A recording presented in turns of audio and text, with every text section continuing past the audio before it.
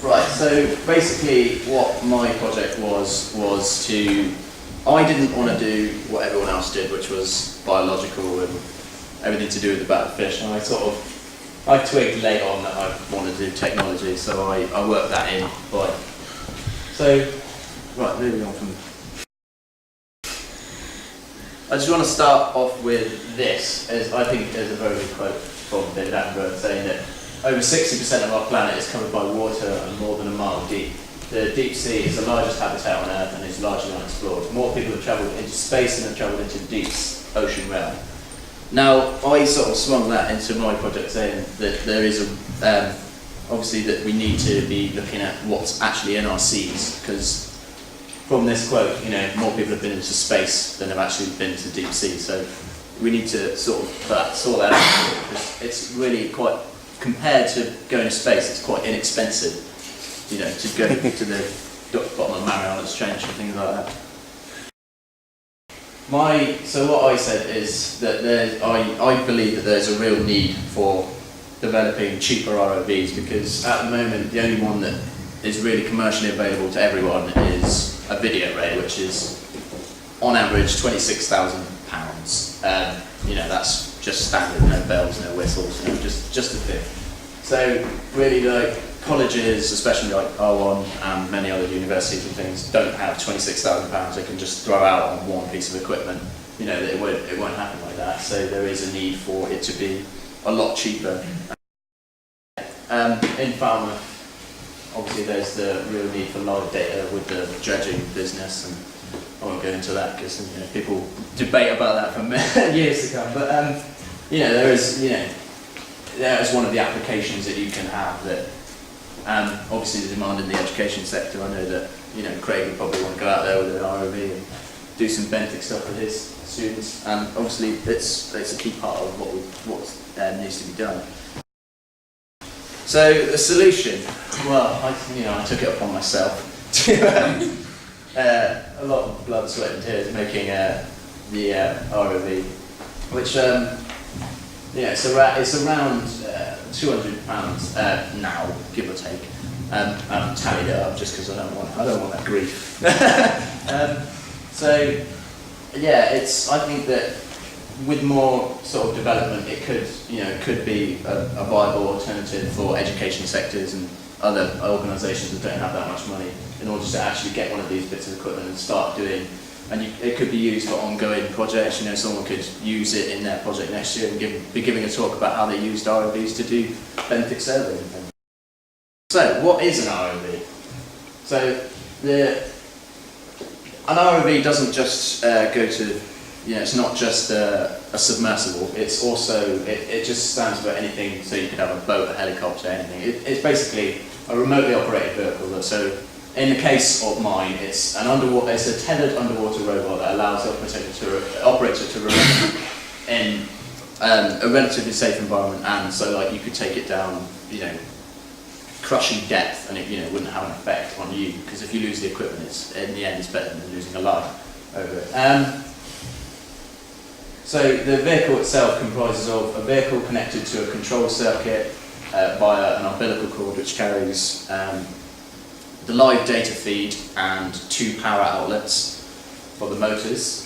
So you can send signals such as forward, backward, left, right, up, down, all of that sort of thing, record to the camera if you want.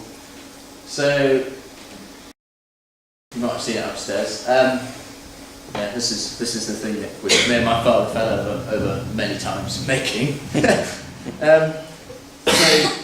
It's essentially made of plumbing, but it was more to do with the fact of whether or not it could actually be built on a small budget, and whether or not that would be viable. Obviously in the future, I'm not going to start weeding that out and try and sell it as something, but in the future, I'm thinking of going into that sort of thing. So this is, so that's the control box and the ROV by itself. That's an old picture, so it doesn't have the guards on it, but so you essentially have this box that stays with the operator on the boat. You've got your on-off switch, a power indicator to let you know that it's actually on, and then obviously you've got all your controls. So, right, yeah. So as well as making the ROV, I used it in an actual surveying of the benthic environment. I was going to be trying to look at fish populations, but from my reference there, it's saying that, to sum it up, is that divers are much more efficient because they can turn faster than an ROV ever could. So you can just turn your head like that and you'd see the fish, to count them in that sort of survey. So it's quite it's unviable to do it in an ROV site. So it's easier to look at sessile organisms and the actual seabed where divers might have a lot of cost involved in their oxygen to actually go down there. So yeah, looking with the data, so I've got my primary data from my ROV and the other one was from a video array that was kindly lent to us by Neil Woods from Exeter. So what he had done is he got footage from the Helford estuary, driving it around, and what I did is I biotoped his video data. So for any of you who don't know what a biotope is, they're hell. What they are essentially is you look at an image and you assess what kind of sediment it's on, what kind of area it is, so whether it's intertidal or anything, and then you also have the actual species involved. And it's kind of a standardised way that JSCC have put forward to allow everyone to know what's happening. So kind of like Latin names, everyone's on agreement with what it is. Here's some of the screenshots from the video array data. So you've got some laminae saccharia, which is a sugar kelp. What may look like a fish, but it isn't a fish, which really annoyed me. It's a bit of seaweed and a spider crab. So the data itself is, this is what the represent. I think I had 48 screenshots from about a 20-minute video, and what I did is I stopped the video and took a screenshot every time that the picture changed, so whether there was a new species or a new environment in it. And basically this is the percentages of the biotopes given. There's a full list of biotopes up at the stall. The only one that I can really tell you is the laminae saccharia on interphotoral sediment. So that's basically sugar kelp, which I showed you a picture of in the last one, on tidal influenced sand. Also, the video array gives out reading of depth and temperature, so I mapped those just to show the fluctuations.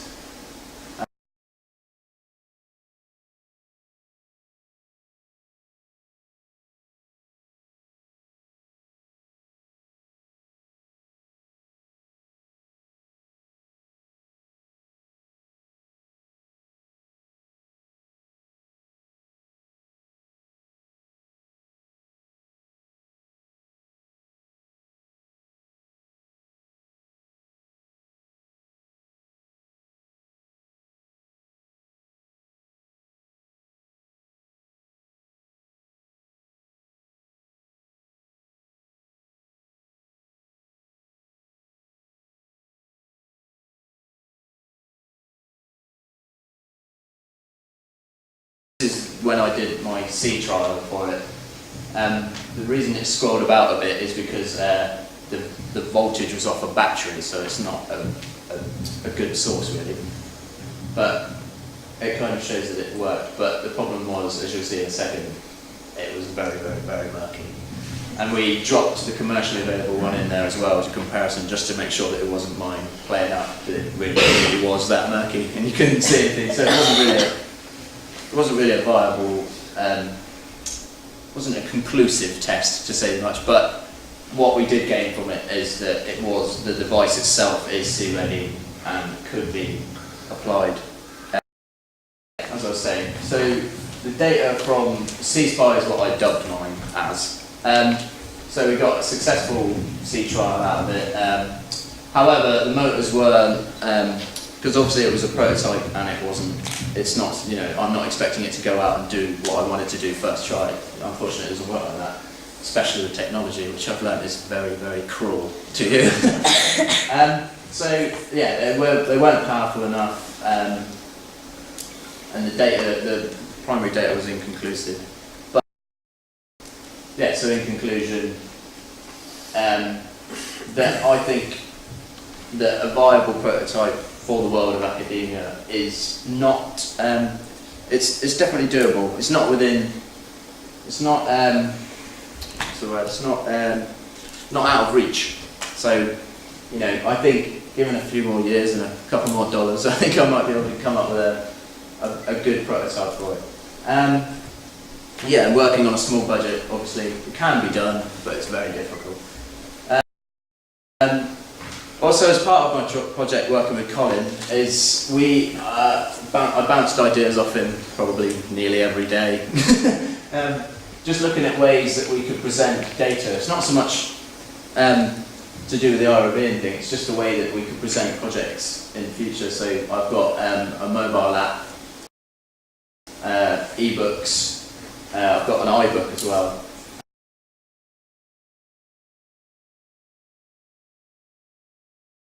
So it's basically ways to make the project more presentable and more reachable to everybody. So instead of maybe like a leaflet where you could probably take that away, but someone might discard it or whatever, you can have the publications on, you know, on your devices and everything. That's why the QR code's up there as well, the link to the websites.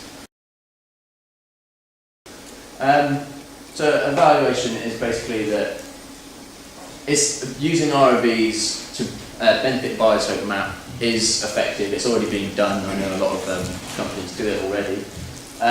Just so long as you have a GPS, that was one of the problems we had. If you don't have a GPS coordinate, then you can't map it because then you have no idea where you are. Just that was, yeah, and just that in the future that I will continue. I just need a bigger budget and another marker, I think, Mark 2. Yeah, thank you for listening. And thank you especially to Colin and Neil and Dad, who probably hates me. It's alright, we had our disagreements. But thank you anyway. Any questions?